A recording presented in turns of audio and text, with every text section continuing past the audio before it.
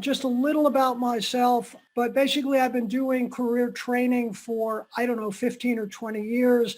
I have 2 books. I have 3 courses on LinkedIn Learning. I have a TEDx talk. And as Lindsay mentioned, I teach actually not just one free course, but a series of courses for Los Angeles Pierce College in Los Angeles, which is which is part of the LA Community College District, which is the largest community college district in the country. And we get a grant from the state of California. That's why we can offer the courses for free. Now, before we were in lockdown during COVID, I taught these courses in person. I did that for almost 4 years. Now I do them online. And the way it works basically is we have a weekly group call of anyone in the class. And then I do one-on-one coaching as needed on whatever you particularly might be interested in: resumes, social media, how do I prepare for an interview, et cetera, et cetera. And it's a fairly easy process to get registered and on the roster. And as I said, the courses are ongoing. I'm already booked into August. So at the end of the slideshow, there is my email address, and you can just email me if you're interested. I'll give you the dates, and I'll give you the instructions on how to register. Okay, let's begin. I know most of you are from QuickStart, some not. This work applies to anyone in any field, regardless. I've taught it about 15 years in a variety of environments, ages 14 to 84 at this point, so it works universally. Okay, so here's what we're going to look at. The gig economy. I'll explain what that is if you don't know. Talk about freelancing, passion, branding, how to communicate your brand, how to sell your brand, networking, and social media. So this is a quick overview. There's, I think, 39 slides. Don't sweat it if you don't get it all. You come into the course with me. We work on it on a weekly basis. I'm the Burger King teacher. Have it your way. So I get to customize the course online for everybody. And if you go to my LinkedIn profile, you'll see what kind of responses we've gotten and what kind of results. And it's been pretty extraordinary to be able to do this for people and customize my coaching for their needs. Okay, that's what the gig economy is. We're used to what our parents and grandparents had, which was full-time employment and benefits and pensions and health insurance, and that's going away. It just is. Companies don't want to pay benefits, which is why they'll give you short-term work or give you 32 hours a week instead of 40. It's expensive for them, and they'd rather work on this model. So, like it or not, this is where we are and where we're going. And a lot of what I teach is just you are understanding a new mindset on how to deal with things and look for work as opposed to that full-time job that you're going to hold at the same company or work for the same company for the next 40 years. That's from the 20th century. That's in the past. Companies will tell you it's a family. It's not. Okay, companies get bought, sold, merged, etc., and they don't treat you with any real respect.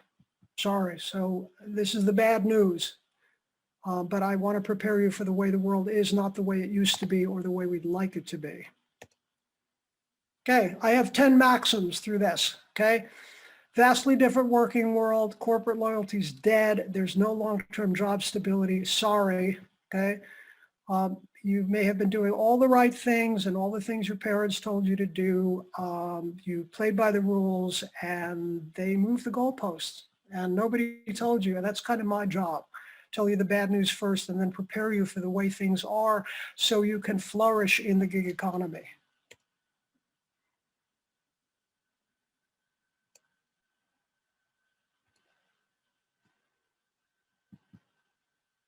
I'm not particularly concerned whether you like this information.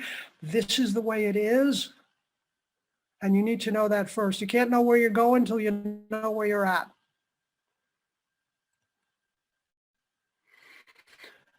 If you can't read this, the caption says, my boss arrived at work in a brand new Lamborghini. I said, wow, that's an amazing car. He replied, if you work hard, put all your hours in and strive for excellence, I'll get another one next year.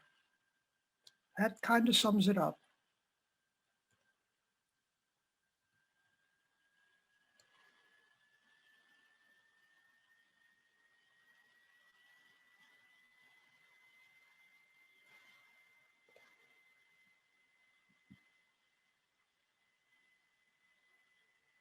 So this may be a bit of a downer, this information at first, so bear with me. The trend line is first it's a downer, and then I'll lift you back up with possibilities you never saw before. So again, if you look at my LinkedIn profile, people say Dr. Austin gave me a new perspective on things and gave me possibilities I never imagined were there. And this happens over and over again. And I'd be happy to work with you. It's nice. I'm not selling anything. The courses are free.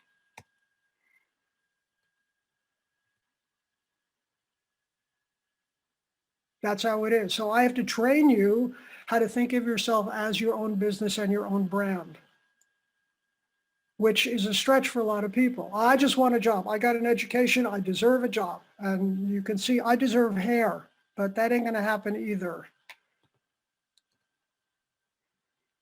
That's the definition of a freelancer. You get work. So the focus is on work rather than jobs. You get work and you do your very best, and that ends. Yeah, a few months, a few years, a few weeks, you do your best and you move on.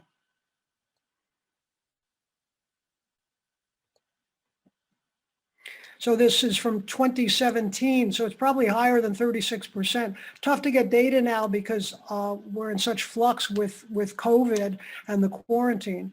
But it's going to be over 50%. This is the way it's going. It's cheaper for employers. Don't trash them.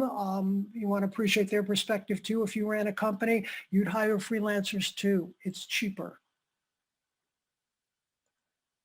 Okay, so companies are always interested in passion. Are you? And presumably, if you're at QuickStart, you have a passion for IT. That's why you get any kind of education. You have a passion for it. So employers are always interested. Are you passionate? Okay, do you really want this, or are you just doing it for the money? Okay, so you try to find yours. And this is a concept, monetizable passion, a term that I coined, that basically, can you make money from your skills? IT certainly, and the people who don't work in IT, maybe not. Maybe it's just a hobby. That your work is not like a marriage, and maybe something, let's for example, you like to parasail, and you do a job or you work in an industry and you really enjoy it. Not the greatest thing in the world. You're not in love with it. You're okay with it. You like the work. The people are nice. What it does is it pays for your parasailing because you take 3 weeks off every year and go somewhere in the world and parasail. That's your passion. Sometimes a passion does not translate into a career. I had a girlfriend years ago who worked at Nielsen Media. That's the company that does ratings for television. And she'd been there 30 years and she was a vice president. I said, this is your career? She said, no, it's my job. My passion is my horse. The job pays for the horse. So you might think of it that way. So I teach context more than content. Yes, we do resumes and how to interview and cover letters and all that sort of thing. But really what we address is how you think of things, how you think of the workplace, and how you operate. So you're going to change your thinking patterns and your behaviors so that you can be successful in this new working world. So it's based on critical thinking, which is essentially how do you get from here to there? So it sounds odd, but we begin at the end in the course, okay? And this is also reflected in my books and the TEDx talk and the 3 LinkedIn Learning courses. But in the advantage of the courses that I teach for Pierce College is that I can customize it for each and every one of you because people have different needs at different times and are at different places in their careers. Some are changing careers, some are starting out. whatever, okay? So the first thing is, what's the goal? Okay, can you monetize it? That's the awareness part. And the second part that's most important, and I'm all about action and results, not what you say, it's what you do. So how do you implement that? And we set up a plan so that you actually can get to where you want to go, rather than just keep talking about it and not doing anything. It's about accomplishing. So what we do is we define your brand. Yes, you're a brand like Coca-Cola or Apple or QuickStart, you're a brand, okay? So we define what your brand is. You learn to articulate it, both in your soundbite, in your resume, in your LinkedIn profile, in other social media platforms, so people know who you are and what it is you offer and what you want to do. And then I teach you how to sell it. So another way to look at it, what are you selling? Who do you know? How can you help them? So in establishing your brand, we're going to look at the specific skills you offer. Not, I'm a good team player and I work hard and I'm also good working independently. That's too soft. Hard skills, what languages do you know? What programs do you know? What apps do you know if you work in IT? What foreign languages do you know in terms of speaking and reading and writing, the traditional languages, not computer languages, Spanish, Russian, whatever it happens to be. What will people pay for? So it's a different way to look at it. You're selling what it is you offer to people who would pay for the skills you have. So if I'm an employer, which I am, I'm not paying for that you work hard. I'm paying for, I need somebody who's good with SQL. Yeah, you good with that? Good. I need somebody to do that. So we look at it in a different way. What makes you special? You're basically your own business, okay? And what are the benefits to me? Ultimately, it's about your audience. And you never go wrong if you look at the audience and see what they need, yeah? Okay, so one of the things we do, and don't try to absorb all this, there's a lot of information here, but I wanted to give you at least a taste for it. It's like looking at a large buffet before you choose what you want to eat. I just want you to know what we have, okay? So a SWOT analysis is used for businesses. And the top is about you. In this case, I'm saying you're a business. The top is about you. What are your strengths, okay? What do you have specifically people will pay for? Okay, and W used to be weaknesses, but I changed it to what's missing. So for example, from my own life, I have 3 degrees. I have a bachelor's from the City College of New York in sociology, a master's in radio and television from San Francisco State, a doctorate in organizational leadership from Pepperdine University. I was teaching at the college level with a master's degree. I wanted to teach at the university level, but they wouldn't talk to me without a doctorate. So not having a doctorate, that was what was missing. So you figure out what's missing, and this is really valuable because you're writing it all down either on a computer screen or on paper.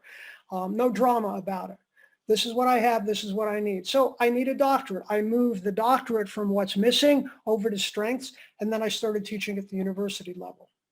The bottom part is what's going on in your field. What are the opportunities and threats?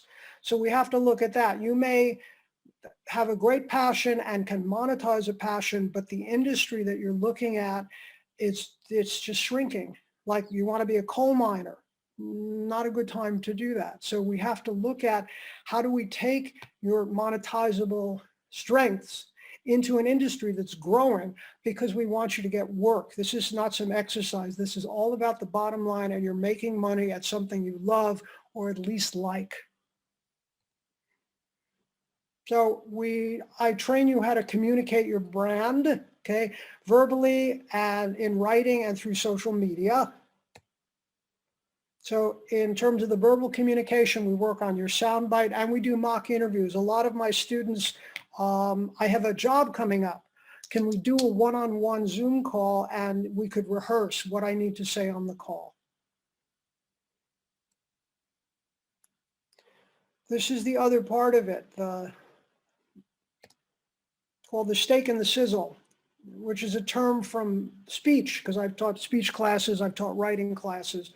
The stake are the hard skills you have that people will pay for. The sizzle is, do they like you?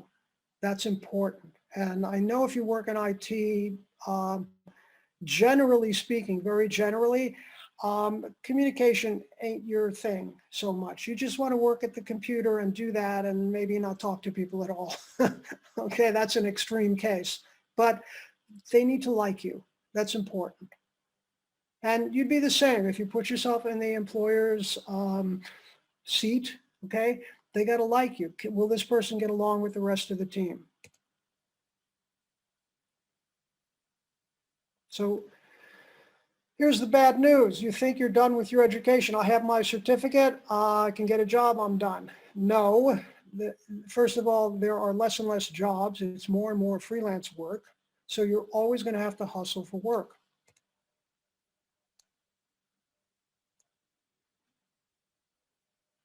I didn't go to QuickStart to study sales. Well, this is part of what everybody has to do now. Everybody's in sales. Sorry.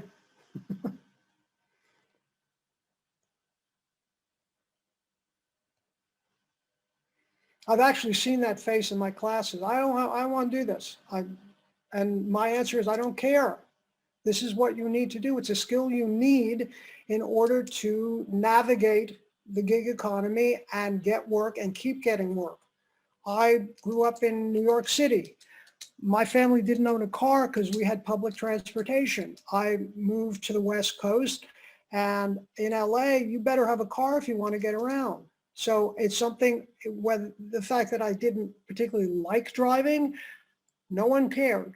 Okay, you want to make it in LA, you have to have a car. You want to make it in the gig economy, you need to learn to sell. And I have no commitment to your enjoying it. This is not about, oh, it's fun. No, it's not. Most people hate it. It's just something you have to do in order to get work. Like brushing your teeth. Now, if I said to you, guess what? After this call, I get to brush my teeth. Is that exciting or what? And you'd go, this guy's nuts. That's not exciting. It's just a habit.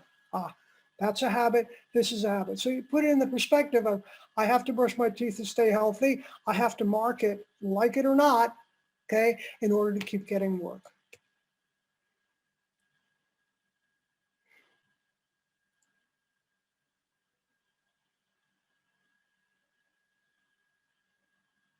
So essentially, what you're going to do is create a dossier for all the people you meet. Yeah? And part of marketing is staying on people's radar, staying in touch with them on my LinkedIn page and on my website and on my Facebook page, Facebook group I have. I'm constantly posting. I need to remind people I'm out there. I need to be on their radar. So, oh yeah, I'm so glad you contacted me, or I just read about you, or it was so good to hear from you. We have some work for you. This is the way it works in the world. Don't worry about if you're not getting all of this. You want to keep working with me, I'm happy to do that. I also work with people individually outside of class as a coach. Though there's that option too. But I'm pitching the classes because they're free. Okay, they say it's not what you know, it's who you know. It's more than that. You have to develop a relationship and stay in touch with people so that they remember you and offer you work when it comes up. So this slide is called, basically, don't take my word for it. This is the chairman of Continental Airlines. This is how he hires. Step one is, have I worked with somebody who could fill this job was really good? My success rate is dramatically higher going that route. If not, the second step is to widen the net to people who I trust and look for people they've worked with. This is how it works in the world, and your mommies and daddies may have told you, or people older than you may have told you, I got my job because I knew somebody. I got it through a connection. That's your job, is to create and maintain those connections so you continue to find work. This is a tough one for people, particularly younger people, to get their heads around. That it's not necessarily the best person in terms of their grades and extracurricular activities in college and all that stuff. No, they know you. You can do the job. It's good enough. I don't have to look around the whole world. I'm not going to post it. They say 80% of jobs are never posted. I know you. I like you. I trust you. You can do the job. Fine. You start Monday. That simple. Okay. And then someone else said, well, I'm more qualified, but I don't know you. I don't know if I can trust you. I've worked with this person before. I'm fine with them. Good enough is good enough. Okay. So it's, do you fit with the team? Are you likable? Are you personable? You spend, the CEO of Delta Airlines, you spend more of your waking time with your colleagues at the office than you do with your family. That's a scary thought if you think about it, but it's true. When you bring someone into that family, you need to make sure that they're a fit to the culture. So you need to start developing relationships with people and deepening those relationships so that they're comfortable having you work with them. Okay.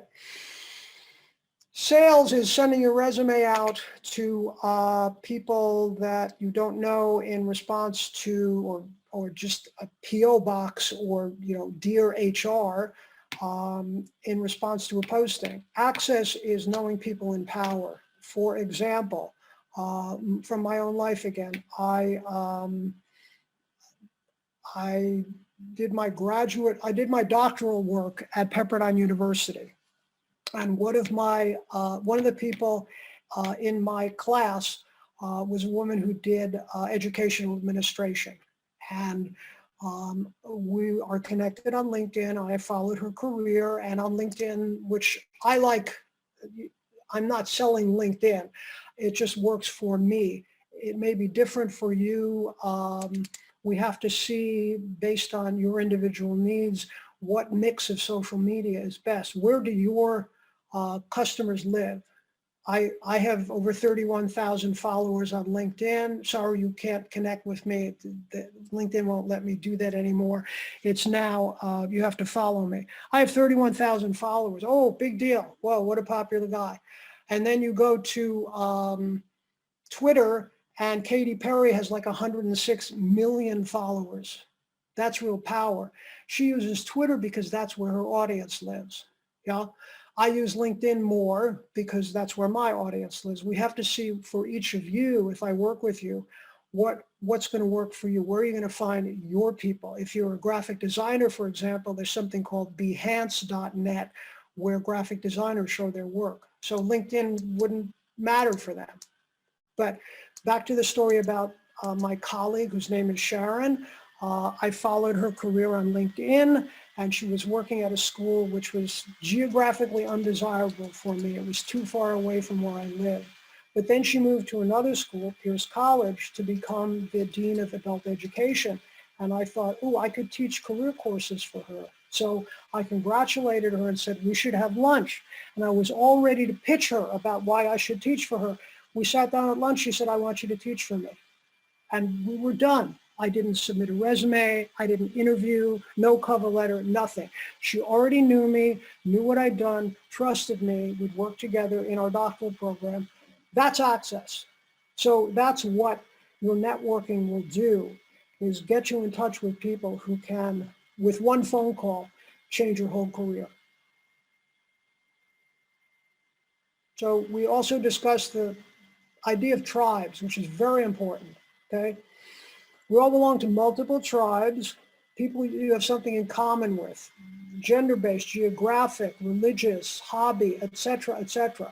So one of the things I encourage my students and private clients to do is connect with people who you kind of already know, or you have something in common with. There's an affinity. So this is why we start define, articulate, sell your brand.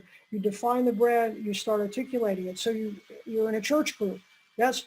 And you say, hey, I'm looking for a job in IT. Oh, I didn't know you did that. Yes, I just graduated from QuickStart, and this is my specialty. Oh, really? Because my daughter runs an IT company, and I think they're looking for people. And it can be that simple, that introduction. This is so-and-so, been in the church for many years, love his family, her family. I'd like to introduce you to my daughter. This is a great guy. And you got work because you've already got the things that she can use in her company. And her dad says, or her father-in-law says, this is a good person. It can be that simple, really. Okay? So you start looking at all the tribes you belong to. It's the bike club, the running club, the Scrabble club, the chess club, the industry associations, etc. That's where the work is now, through those people. Okay, a few maxims about networking. Always focus on the audience. Who is your target audience? What do they need? How do you find them? And once you have a sense of your brand, it tells you who your target audience is. So my headline on my LinkedIn page is, what is it? I'm losing it here.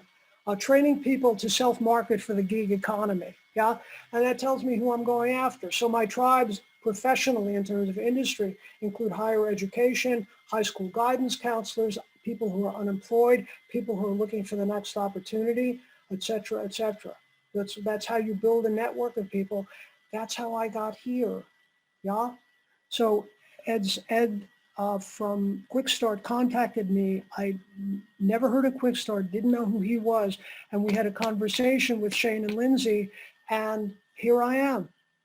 There's a good example of how I'm on LinkedIn, I'm posting all the time, or just let's just say social media generally, I'm posting all the time. Ed found me, and here I am for you.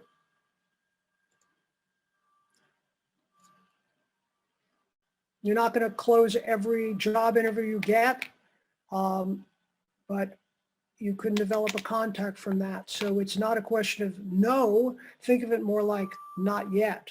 I know you, I like you, it was a great meeting, thank you very much. We can't use you for this, but I will keep you in mind. There may be something else coming down the line. You stay in touch with them, there will be something else coming down the line. Or they'll refer you to a colleague who can use you and your skill set. Always take the meeting means every interview you can get it. Take it. It's a chance for you to practice your pitch. It's a chance for you to make new friends. The last line in my second book, which is used as the textbook in my courses, I'm not selling that either. It's like $13. I'm not going to retire from the royalties, okay? But the last line says, hang out, make friends, find work. That's really the lesson in all of this. So as you join groups, you're going to find door openers and mentors. And I have so many students who have done this. We've been successful over and over and over again. It's remarkable. Finding work is like dating. You need to develop relatedness, mutual interest, trust, and opportunity before you get either one.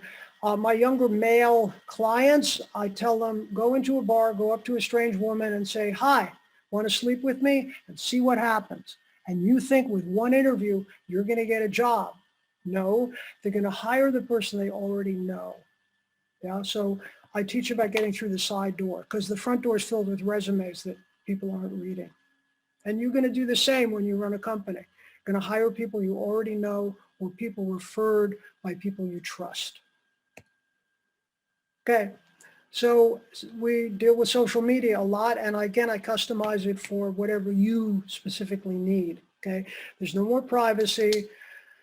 You have to be adept with social media in case you're not. If you're younger, you probably are, but it's surprising how many people are not. Those are the leading business-oriented, because this is all about business. It's a business course. Those are the leading social media platforms for business, and you're always out there. And that's why I use social media so much, because I'm always in the face of people who can hire or refer me for work, like Ed, like Shane, like Lindsay. Okay. This is for the older folks. You appear hip, current, and young. So I've had a lot of students, oh, I don't do social media. What planet are you from? Sorry, you have to. Okay, and if you're working in IT specifically, you're not limited to the U.S. You can work with people from anywhere. So you want to start developing an international network, and you can have clients from all over the world who don't care where you're located. They just want to know that you're going to get the job done on time. Okay. And then the third bullet here is you need to know what's going on in your field. Who's hiring? What are the trends?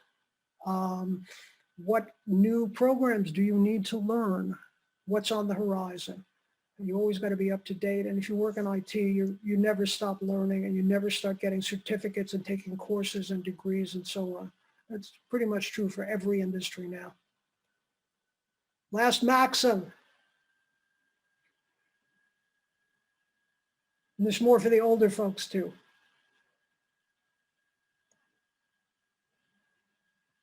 So I'll train you on how to self-market, and you'll get better at it. Again, I don't care if you like it or not.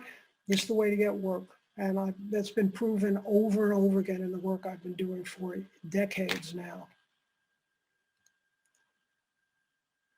So that's the ultimate goal, to have you develop a marketing sensibility.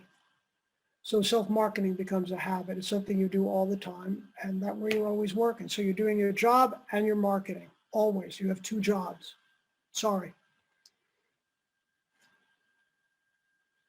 So it's a stretch for many of you. I just want to sit in front of my computer and do my work. That's why I went to QuickStart. I got the certificate. Leave me alone. Sorry. Not how it works anymore.